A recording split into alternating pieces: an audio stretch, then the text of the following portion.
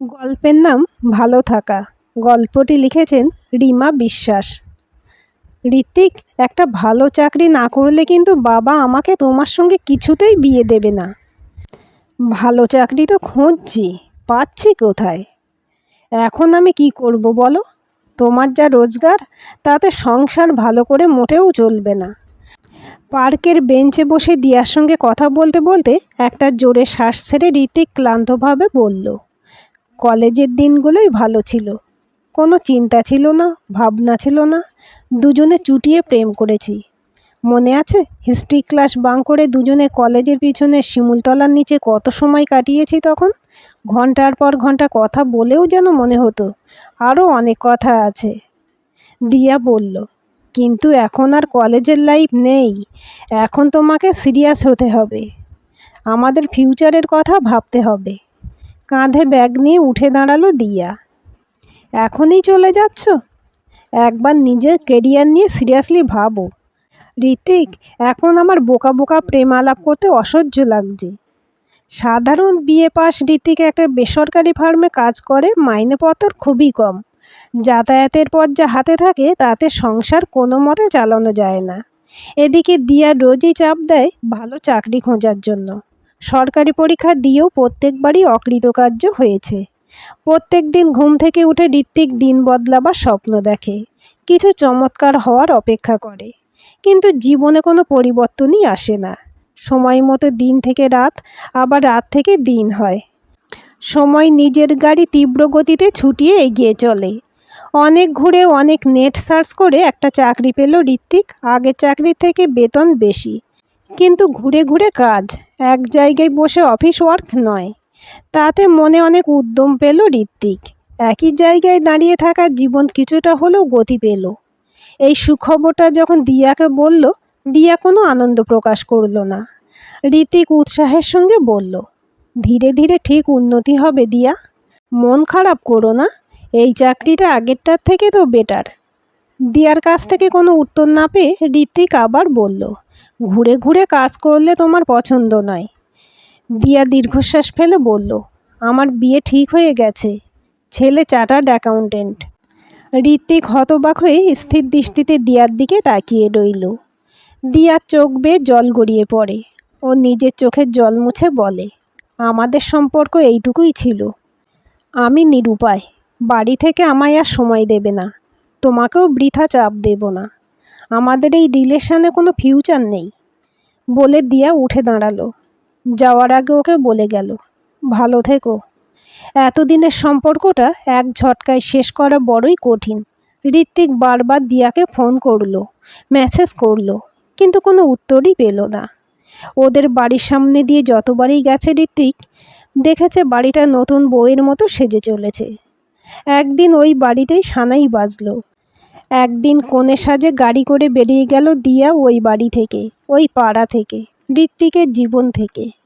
এতদিন দিয়াকে হারাবার ভয়টা আজ ওর জীবনের বাস্তব ঘটনা। বিগত কদিনের মানসিক চাপের বোঝায় কাজেও মন দিতে পারেনি ঋত্বিক। এমনকি নতুন চাকরিটাও ছেড়ে দিয়েছে। সকাল বিকেল মনের কোনায় দিয়া ঘুরে বেড়ায়, কথায় প্রসঙ্গে চলে আসে দিয়া। চোখ বুঝলেই মনে পড়ে ওর মুখটা। স্মৃতিচারণ করে পেট ভরে না, তাই আবার নতুন করে চাকরি খোঁজার পালা। এবার একটা মারোয়ারি ফার্মে ক্যাশিয়ারের চাকরি পেল ঋত্বিক। মাইনেপত্র মন্দের ভালো, লাঞ্চটা ফ্রি। বছর 2 হলো এখানে কাজে মন দেয় ও। একদিন ওই অফিসের ম্যানেজার বাবু বললেন, তুমি বিয়ে করেছো? না স্যার, আমার জানাশোনা একজন আছে, তার মেয়েটি খুব ভালো। তোমাকেও অনেক দিন ধরে দেখছি, তোমার স্বভাব চরিত্র ভালো, সময়ে আসো, কাজের প্রতিও যথেষ্ট নিষ্ঠা আছে। তাই যদি বলো তবে কথাটা আগে এগিয়ে নিয়ে যেতে পারি। ঋত্বিক একটু ভাবনা চিন্তা করে বলে, আমার যা স্যালারি তাতে আজকালকার বাজারে একার পক্ষে ঠিক আছে, আর একজনের দায়িত্ব কি নেওয়া যায়? ম্যানেজার বাবু হেসে বললেন, এখনকার ছেলেরা নাকি ভেবেচিন্তে কাজ করে না, হুটহাট ডিসিশন নেয়। কিন্তু তুমি সত্যিই আলাদা। শোনো, অত চিন্তা করো না। মেয়েটির বাড়ির অবস্থা তেমন ভালো না, ও ঠিক তোমার সঙ্গে গুছিয়ে সংসার করতে পারবে। ম্যানেজার বাবুর প্রস্তাবে রাজি হয়ে যায় ঋত্বিক। বিয়ের প্রায় 3 মাস অতিবাহিত হয়েছে, কিন্তু ঋত্বিক যেন কিছুতেই তার নতুন বউটিকে দিয়ার স্থানটা দিতে পারেনি। যখনই ও সুচেতাকে দেখে সঙ্গে সঙ্গে দিয়ার সঙ্গে তুলনা করতে বসে। রান্নাঘরের মেঝেতে বসে একদিন বটিতে এঁচড় কাটছিল সুচেতা। ঋত্বিক সামনেই ছিল। ওর মনটা হঠাৎ করে যেন দিয়াকে দেখতে পেল। মুহূর্তে বিরক্ত লাগলো সুচেতার উপর। সুচেতা সারাদিন ঘরের কাজ করে। ঋত্বিকের মা বাবার সেবা যত্নে পুরো দিন নিয়োজিত থাকে। ওর যত্নেরও কোনো ত্রুটি রাখে না, কিন্তু ঋত্বিকের ওর কিছুই ভালো লাগে না। সকালবেলা সুচেতা চায়ের কাপ ওর খাটের পাশের টেবিলে রেখে দিয়ে গেলে ঋত্বিক ভাবে, কি আনরোম্যান্টিক মেয়ে। দিয়া হলে ওর সঙ্গে নানাভাবে দুষ্টুমি করত, তারপর একসঙ্গে বসে হয়তো দুজনে চা খেত। একদিন মা বলল, তোরা দুজন বিয়ের পর কোথাও ঘুরতে যাসনি, আজ মালু মাসির বাড়ি থেকে ঘুরে আয়। কদিন ধরে ও বারবার আসতে বলছিল। সুচেতার মনে বেশ আনন্দ হলো। ওর সাজসজ্জা খুব একটা উন্নত নয়। ও কোনো রকমের চুলটা খোঁপা করে একটা ঝকমকে সিনথেটিক শাড়ি পরে কিছুটা ইমিটেশনের ভারী ভারী হাড় দুল পরে তৈরি হয়েছে। অপ্রয়োজনীয় অতিরিক্ত সজ্জায় সজ্জিত সুচেতার দিকে তাকিয়ে যেন বিরক্ত লাগলো ঋত্বিকের। মুখে কিছু না বললেও ও তাকানোর ভঙ্গিমায় সুচেতার বুঝতে অসুবিধা হলো না। সুচেতাও উপলব্ধি করেছে ঋত্বিক ওকে বিয়ে করেছে ঠিকই, কিন্তু ওকে এখনও মেনে নিতে পারেনি। ঋত্বিককে কিভাবে ও খুশি করবে, কি করলে ওর মন পাবে, তার যতই প্রচেষ্টা করে ঋত্বিক যেন ততই রুষ্ট হয়। মাসির বাড়িতে আসায় মাসি খুব আদর যত্ন করলো। সারাদিনে হলো অনেক আনন্দ ফুর্তি। মাসিও অনেক রান্নাবান্না করেছিল। বিকেলে মাসতুতো বোন ধরল, দাদা আজ তুই আমাকে বাইরে খাওয়াবি। ছোট বোন চুমকি মাঝে মধ্যেই আবদার করে ঋত্বিকের কাছে। চুমকির আবদার মেটাতে একটা ভালো রেস্টুরেন্টে আসে ঋত্বিক। চুমকি ক্লাস 7-এ পড়ে। ওর আবদার মেটাতে দাদাকে রেস্টুরেন্টে নিয়ে এসেছে, তাই আজও বিশেষ উৎফুল্ল। ঋত্বিক জিজ্ঞেস করলো, বলুন চুমকি দিদি, আজ আপনার কি খেতে ইচ্ছে করছে? ও তো আনন্দের লজ্জায় গড়িয়ে পড়ে। ছোট্ট চুমকি সুচেতার দিকে তাকিয়ে বলল, বৌদি তুমি কি পছন্দ করো? সুচেতা কিছু বলার আগেই ঋত্বিক বলল, এর আগে কখনো এত বড় রেস্টুরেন্টে এসেছো? কথাটা শুনে খুব খারাপ লাগে সুচেতার। কেন তোমার এমন ধারণা হলো? ভালো, তাহলে আজকের অর্ডারটা তুমি প্লেস করো। ওয়েটারকে ডেকে একটু উত্তেজিতভাবেই বলল, ম্যাডাম যা বলেন তাই আনুন। সুচেতা একটু ঘাবড়ে যায়। ঋত্বিক হঠাৎই যেন একটু উগ্র আচরণ শুরু করেছে। কোথাও যেন ওকে চ্যালেঞ্জ করার প্রবণতা। সুচেতা মেনু কার্ডটা নিয়ে চুমকিকে জিজ্ঞেস করলো, তুই কি খাবি চুমকি? চুমকি তার পছন্দের আইটেম আঙুল দিয়ে বলল, তন্দুরি চিকেন। অর্ডার দেওয়ার পর ঋত্বিক সুচেতাকে প্রশ্ন করতে শুরু করলো, তন্দুরি চিকেনটা কি বলো তো? সুচেতা একটু অবাক হয়ে তাকায়। ঋত্বিক বলে, জানো না তো, ওটা একটা কাবাব আইটেম, মোগলাই ডিশ। সুচেতার বিরক্ত লাগে। ঋত্বিক বলে, স্টার্টার বোঝো? সুচেতা মৃদু হাসল। চুমকি, তোর দাদার কি হলো রে? ও মনে হয় আমাকে খাবারের সম্বন্ধে সব জ্ঞান দিয়ে পণ্ডিত করবে। ঋত্বিক মুখ বিকৃতি করে বলে, বোকা বোকা কথা বলো না তো, কখন কি বলতে হয় তাই জানো না। সুচেতাকে কথায় কথায় হেনস্থা করাই এখন ঋত্বিকের স্বভাব হয়ে দাঁড়িয়েছে। ও কিছু না জানলে সেটা বিরাট বড় করে তুলে ওকে ব্যঙ্গ করে যেন ঋত্বিক তুষ্ট হয়।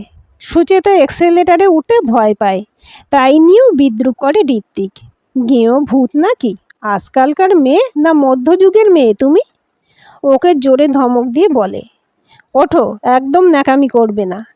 সুচেতা ভয়ে ভয়ে কোনো মতে এস্কেলেটারের সিঁড়ির ধাপে পা ফেলে চুপ করে দাঁড়িয়ে থাকে। ঋত্বিক 10-12 ধাপ ওপরে ওঠে।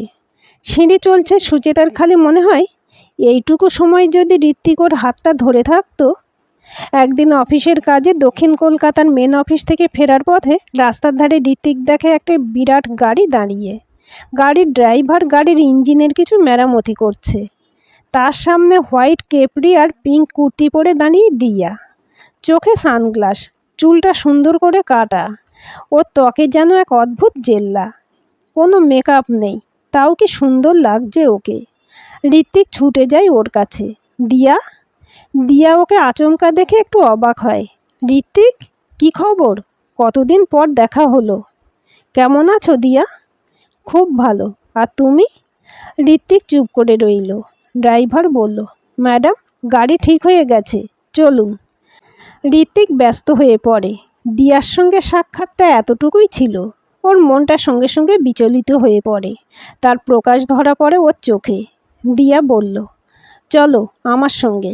ঋত্বিকও সঙ্গে সঙ্গে রাজি হয়ে যায়। দিয়ার এসি গাড়িতে উঠে একটু অস্বস্তিও হলো ওর। দিয়া জিজ্ঞেস করলো, বিয়ে করেছ? ঋত্বিক মাথা নেড়ে বলল, হুম। দিয়া উৎফুল্ল হয়ে বলে, আমি খুব খুশি হলাম শুনে। ঋত্বিক, মাঝে মাঝে তোমার কথা মনে পড়তো। ঋত্বিকের সঙ্গে সঙ্গে ওর দিকে আগ্রহের সঙ্গে তাকালো। হয়তো দিয়া এখনই বলবে ওকে ছাড়া দিয়ার একটা দিনও ভালো যায় না। দিয়া বলল, আমার বর ইন্দ্র ভীষণ রোম্যান্টিক, তেমনি কেয়ারিং। ওকে পাওয়ার পর আমার আর কিছু পাওয়ার ইচ্ছে বাকি নেই। I love Indra. তাই মাঝে মধ্যে ভাবতাম, আমি এতটা সুখী, তুমিও যেন ততটাই সুখী হও। গাড়ি চলছে। ঋত্বিকের মনটা এই কথাগুলো শুনতে চাইছে না। দিয়া ওকে বলল, তোমার বউয়ের কথা বলো। বলার মতো কিছু নেই। ও মা, সে কি গো, তোমার কাছে এটা আশা করিনি। ঋত্বিক কোনো কথা বলল না। আজ আমাদের বাড়ি চলো, দুপুরের লাঞ্চে ইন্দ্র আসবে, তোমার সঙ্গে ওর আলাপ করিয়ে দেব বলে দিয়া জোর দেয় ঋত্বিককে। ঋত্বিক একটু ইতস্তত করে।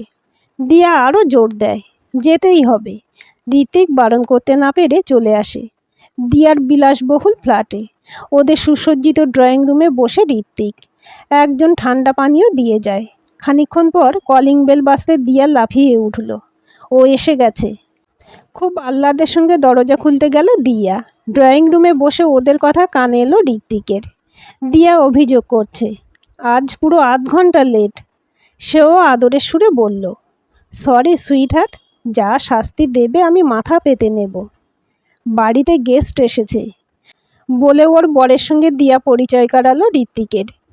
Indra, meet Ritwik, he is my best friend. আমরা কলেজের বন্ধু ছিলাম। ইন্দ্র খুব খাতির করলো ঋত্বিকের। দিয়া অনেক যত্ন করে খেতে দিল ওকে। ইন্দ্রর ব্যবহার খুবই অমায়িক। যতক্ষণ ঋত্বিক ওদের বাড়িতে ছিল ততক্ষণ দেখলো দিয়া ইন্দ্রর দিকে তাকিয়ে ইন্দ্র কথায় কথায় মিষ্টি করে তাকাচ্ছিল দিয়ার দিকে। যাওয়ার সময় ঋত্বিক বলল, তুমি অনেক চেঞ্জ হয়ে গেছো দিয়া, আগের থেকে এখন আরও ভালো লাগলো তোমাকে। দিয়া একগাল হাসলো। সব ইন্দ্রর জন্য। ওর ভালোবাসায় আমি রোজ নিজেকে নতুন করে খুঁজে পাই। এখন আমি ইন্দ্রর দিয়া। তাই তোমার মনে হচ্ছে আমি বদলে গেছি। আমারও অনেক খামতি কমতি ছিল। বিয়ের প্রথম প্রথম অনেক কিছু জানতাম না, অনেক কিছু পারতাম না। ইন্দ্র আমায় সব শিখিয়েছে। কার ড্রাইভিং, নেট ব্যাংকিং, অনলাইন ফ্লাইটের টিকিট বুকিং। আমি এখন অনেক স্বাবলম্বী, এভরিথিং ইজিলি করতে পারি। এখন একটা বুটিকও খুলেছি। একদিন তোমার বউকে নিয়ে এসো না আমার বুটিকে, খুব ভালো লাগবে। দিয়ার বাড়ি থেকে বেরিয়ে ঋত্বিকের মনটা খুব হালকা লাগলো। প্রথমে দিয়াকে এতটা খুশি, এতটা সুখী দেখে মোটেও ভালো লাগছিল না। কিন্তু দিয়া আর ওর নেই, মনে প্রাণে ও পুরোপুরি ইন্দ্রর। তাই দিয়ার বাঁধন থেকে মুক্ত হলো ঋত্বিক। মনের মধ্যে জেগে উঠল অনেক প্রশ্ন। ইন্দ্র কত উদার, কত উন্নত, সে আন্দাজে ঋত্বিক সত্যি পিছিয়ে। ইন্দ্রর স্পর্শে দিয়া কতটা বিকশিত হয়েছে, অথচ ঋত্বিক তো পারেনি সুচেতাকে এগিয়ে নিয়ে যেতে। ঋত্বিক সুচেতার দুর্বলতাগুলো মেরামত না করে ওকে আরও দুর্বল করে গেছে। জীবনসঙ্গী সব দায়িত্ব পালন করেছে সুচেতা, কিন্তু ঋত্বিক তা করতে অসফল। বাড়ি ফিরে দেখে সুচেতা এক কারি বাসন মাজতে ব্যস্ত। ওকে দেখে কিছুই বলতে পারল না ঋত্বিক। সন্ধেবেলায় মা শঙ্খ বাজিয়ে সন্ধে দিচ্ছেন। সুচেতাও কাপড় ভাঁজ করে আলনা গোছাচ্ছে। ঋত্বিক বলল, আমি খুব বাজে লোক বলো। সুচেতা ভ্রু কুঁচকে বলে, কেন গো, কি হলো হঠাৎ? ঋত্বিক ওর হাতটা ধরে বলল, তুমি আমায় ভালোবাসো? সুচেতা ঘাড় নেড়ে বলে, হ্যাঁ। কি করে আমায় ভালোবাসো? আমাদের সম্পর্কটা তো ভালোবাসার। ওর এই সরল স্বীকারোক্তি শুনে চোখে জল চলে এলো ঋত্বিকের। সুচেতা ওর চোখে জল দেখে ওর দিকে করুণ দৃষ্টিতে তাকিয়ে, কি হয়েছে তোমার? কষ্ট হচ্ছে? আমায় বলো। ঋত্বিক জড়িয়ে ধরল সুচেতাকে। ওর মন থেকে দিয়া বিতাড়িত এখন। সেই জায়গা দখল করলো সুচেতা। একদিন ঋত্বিক বলল, আজ আমি তোমায় সাজাবো। সুচেতা মুখে হাত দিয়ে খুব হাসে। ঋত্বিক বলে, কি মনে করো আমি সাজাতে পারবো না? ছেলেদের বোধ বোধহয় ভালো জানো। আলমারি খুলে একটা সুন্দর শাড়ি বের করে হালকা গয়না বেছে বেছে ওকে পরালো। সুচেতার চেহারার সঙ্গে মানানসইভাবে সাজতে সত্যি ওর রূপটা যেন এই প্রথম খুলল। সুচেতা নিজেকে আয়নায় দেখে বলল, সব ছেলেরা হয় কি না জানি না, তবে কিছু কিছু ছেলের বোধ সত্যিই ভালো। দুজনে একসঙ্গে বেরোলো। মেট্রো স্টেশনে এসকেলেটর দেখে সুচেতার মুখটা শুকিয়ে গেল। ঋত্বিক ওর হাতটা ধরে বলল, আমি থাকতে তোমার ভয় কি? শক্ত করে ওর হাতটা ধরে পা ফেললো এসকেলেটরের সিঁড়িতে। এসকেলেটরের ক্ষণিক সফর বড়ই মধুময় বলে মনে হলো সুচেতার। দিয়ার বুটিকে সুচেতাকে নিয়ে এসে ঋত্বিক বলল, এই দেখো আমার বউ। দিয়া ওকে জড়িয়ে ধরে, কি মিষ্টি তোমার বউ, তুমি খুব মিষ্টি দেখতে। সুচেতা মৃদু হেসে বলল, সব ওর গুণে, ও আমাকে নিজের মতন করে নিয়েছে। সুচেতার কথায় ঋত্বিকের মনে সব ক্ষোভ মুছে গেল। ফেরার সময় দিয়া বলল, ভালো থেকো ঋত্বিক। ঋত্বিক হাসি মুখে বলল, আমি ভালো থাকতে শিখে গেছি। আজকের গল্পটি কেমন লাগলো কমেন্ট করে জানাবেন। ভালো লাগলে লাইক হাইপ শেয়ার করবেন আর চ্যানেলটি সাবস্ক্রাইব করে বেল আইকনটি ক্লিক করে রাখতে ভুলবেন না।